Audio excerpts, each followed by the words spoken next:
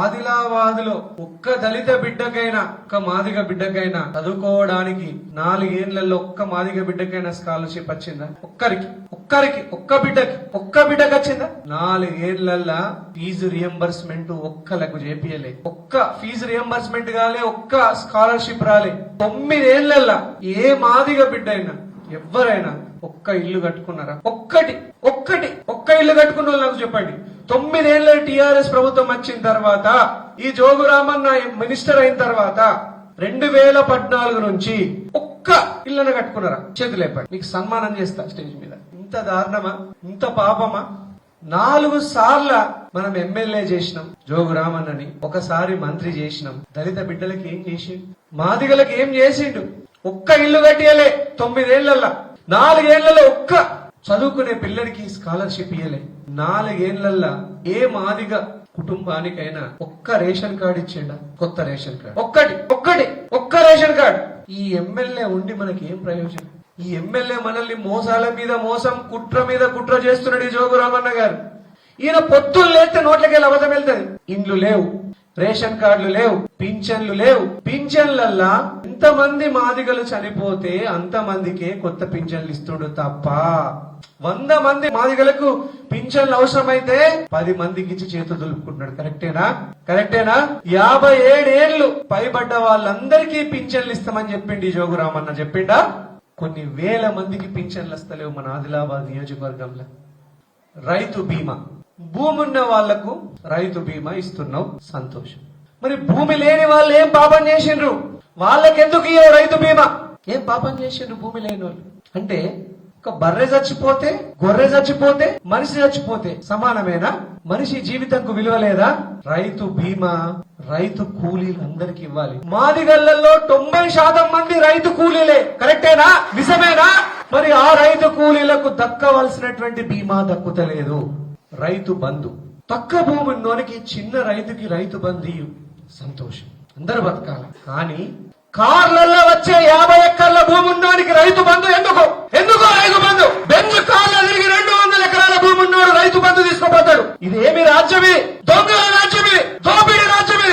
ఈ రాజ్యాన్ని గూలగొట్టకపోతే, ఈ జోగు రామన్న అన్యాయాన్ని, అహంకారాన్ని పొందబెట్టకపోతే మన దళిత బిడ్డలు ఇంకా ఎండిపోతూనే ఉంటారు, కలుపు మారుతూనే ఉంటారు మన దళిత బిడ్డలు. ఏం పాపం చేసిండ్రు మాదిగలు? ఏం పాపం చేసిండ్రు? ఉప ముఖ్యమంత్రిగా ఒక మాదిగ వ్యక్తిని 6 నెలలు సహించలేదు. రాజయ్య గారిని ఉప ముఖ్యమంత్రిగా చేసిన తెలంగాణ వచ్చినాక 6 నెలలు ఓడలేకపోయిండ్రు. ఆయన పదవిని పీకేసిండ్రు. దళితులకు 3 ఎకరాలని ఓట్లు వేపించుకున్నారా లేదా? 3 ఎకరాలు వచ్చినాయా ఇక్కడ ఎవరికైనా? అందరికి వచ్చినాయా 3 ఎకరాలు? దళితులకి టిఆర్ఎస్ ప్రభుత్వం ఎవరికి అందరికి 3 ఎకరాలు ఇచ్చిందా? అంటే మళ్ళా ఈ జోగు రామన్న ఏం ప్రామిస్ చేసిండు? దళితులందరికీ డబుల్ బెడ్రూమ్ ఇండ్లు కట్టిస్తానడా లేదా? మాదిగ సోదరులకి ఎవరికైనా డబుల్ బెడ్రూమ్ ఇల్లు వచ్చిందా? ఇక్కడ వచ్చిందా? కాకా డోకా అంటున్నాడు. కరెక్ట్. జోగు రామన్న గారు ఎన్ని మోసాలు చేసిండో చెప్తా. దళితులకి ఎట్లా వంచన చేసిండో చెప్తా. జోగు రామన్న గారు దళితులకి 3 ఎకరాలు ఇస్తాడు, పచ్చి అబద్ధం చెప్పాడు. డబుల్ బెడ్రూమ్ ఇల్లు ఇస్తాడు, పచ్చి అబద్ధం చెప్పాడు. ఒక్క మాదిగ సోదరుడికైనా, సోదరికైనా, అక్క చెల్లెలకైనా ఒక్క వాళ్లకు గత 9 ఏళ్లలో తెలంగాణ వచ్చినాక జోగు రామన్న 2వ, 3వసారి గెలిచిన తర్వాత, మంత్రి అయిన తర్వాత ఒక్క లోన్ అని ఇప్పించిన మీకు? ఒక్క లోన్. ఎస్సీ సబ్ ప్లాన్ కింద సబ్సిడీ మీద ఒక ట్రాలీ కొనుక్కుంటందుకో, ఒక ఆటో కొనుక్కుంటందుకో, ఒక బర్రె కొనుక్కుంటందుకో ఒక్క లోన్ అని ఇప్పించిండా? ఒక్కటి. నేను చెప్పేది తప్పైతే మీ ఊర్లోకి వచ్చి నా ముక్కు భూమికి రాస్తా. నేను చెప్పేది తప్పైతే నేను అబద్ధం ఆడ. నేను చెప్పేటి అన్ని వాస్తవాలు. మాదిగ సోదరులారా, నేను చెప్పేటి వాస్తవాలు. 4 ఏళ్లలో ఏ మాదిగ సోదరుడికి స్కాలర్షిప్ రాలేదు. 4 ఏళ్లలో జోగు రామన్న పాలన ఏ మాదిగ సోదరుడికి రేషన్ కార్డు రాలేదు. 9 ఏళ్లలో ఒక్క మాదిగ బిడ్డకైనా ఇల్లు కట్టలేదు. 9 ఏళ్లలో ఒక్క మాదిగ సోదరుడికైనా, సోదరికైనా లోన్ రాలేదు, లోన్ ఇప్పియలేదు జోగు రామన్న సబ్సిడీ మీద. మరి ఎట్లా బతకాల? నేను జోగు రామన్నని ప్రశ్నిస్తూనే ఉంటా. మీరు నా వెనకాల ఉంటే ఆదిలాబాద్ అభివృద్ధి కోసం, ఆదిలాబాద్ ప్రజల అభివృద్ధి కోసం 1,00,000 కేసులకైనా నేను భయపడా, లక్ష కేసులకైనా భయపడా, 1,00,000 సార్లు నన్ను జైల్లో పెట్టినా నేను మాదిగల కోసం ప్రశ్నిస్తూనే ఉంటా, మాదిగ సమాజం కోసం ప్రశ్నిస్తూనే ఉంటా, మాదిగ బిడ్డల చదువుల కోసం ప్రశ్నిస్తూనే ఉంటా. మరి నేను కంది శ్రీనివాసరెడ్డి అనేటోడు నాయకుల్ని నమ్ముకొని రాజకీయాలకు రాలే, అమ్ముడు పోయే నాయకుల్ని నమ్ముకొని నేను రాజకీయాలకు రాలే, నేను ప్రజల్ని నమ్ముకొని రాజకీయాలకు వచ్చిన, నేను మిమ్మల్ని నమ్ముకొని రాజకీయాలకు వచ్చిన.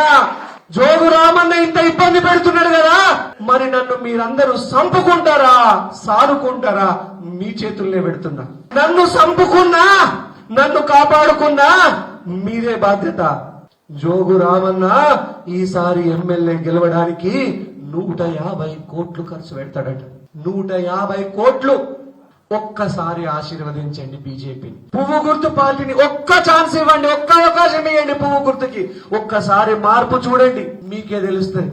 ఎన్నిసార్లు ప్రశ్నించినా ఈ జోగు రామన్న గారికి సోయుంటలేదు. మొద్దు నిద్రపోతున్నాడు. ఓట్ల టైంలో ఓట్ల కోసం వస్తాడు, దావతులు ఇస్తాడు, కళ్ళు సీసాలు పంపిస్తాడు, పైసలు పంపిస్తాడు, పోతాడు. మళ్ళా ఓట్ల డబ్బా ఇలా ఓట్లు వేసుకున్న తర్వాత ఒక్కసారి దళిత బస్తీలలో మాదిగ బస్తీలకు వచ్చిండా? మీ సమస్యలేమో నేను అడిగిండా? ఒక్క బస్తీకైనా రాడు జోగు రామన్న. జోగు రామన్న పైసల్ని నమ్ముకున్నాడు, నేను ప్రజల్ని నమ్ముకున్న జోగు రామన్న గారు. మీ పైసలు మా ప్రజాబలం ముందేం పనిచేయి. నువ్వు ఎన్ని 100 కోట్లు ఖర్చు పెడతావో పెట్టు, కానీ ఈసారి ఆదిలాబాద్ గడ్డ మీద బీజేపీ జెండానే, మా కంది సీనన్న జెండానే ఎగురుతుందని చెప్పండి. దళిత బిడ్డలల్లా మన కంది సీనన్న జెండానే దళిత బస్తీలలో ఎగురుతుందని చెప్పండి. మళ్ళీ నేను చెప్తున్నా, ఆదిలాబాద్ గడ్డ మీద Bharatiya Janata party BJP party జెండా ఎగరేయడానికి మాదిగ బిడ్డలే వారధిలాగా నిలబడతారని నేను జోగు రామన్నకు చెప్తున్నా. మాదిగ సోదరులు, జోగు రామన్న గారు మీ పతనం మాదిగ వాడ నుంచే, దళిత బస్తీ నుంచే మొదలైందని చెప్తున్నా నేను జోగు రామన్నకి. ఆయన పతనం మొదలైంది ఏనాడైతే దళితుల్ని వంచిండో, ఏనాడైతే మాదిగల్ని మోసం చేసిండో, ఆ రోజు నుంచే జోగు రామన్న పతనం మొదలైంది.